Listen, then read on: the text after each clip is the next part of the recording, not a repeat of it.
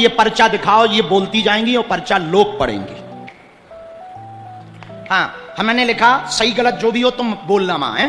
पति का स्वास्थ्य ठीक नहीं, परेशान है, सुन्नपन है, नस में दिक्कत हो गई, खून जम गया, चोट लगी है, गिरे हैं, सिर में दिक्कत, 4 माह हुआ, चल नहीं पाते हैं, आराम लगेगा, 30% लाभ मंत्र चिकित्सा से हो जाएगा, आशीर्वाद है।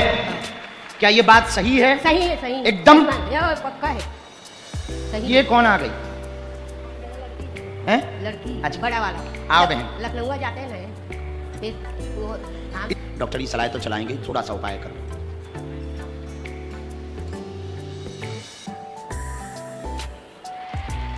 एक मिनट, अरे वो पहले ही खड़े हो लेते थे, रुक जा, वो तो पहले ही खड़े हो लेते, जरा अपने से चलो, थोड़ी ताकत और बढ़ाओ, थोड़ी ताकत सेनापति और बढ़ाओ, थोड़ी ताकत। धाम की जय, बालाजी महाराज की जय।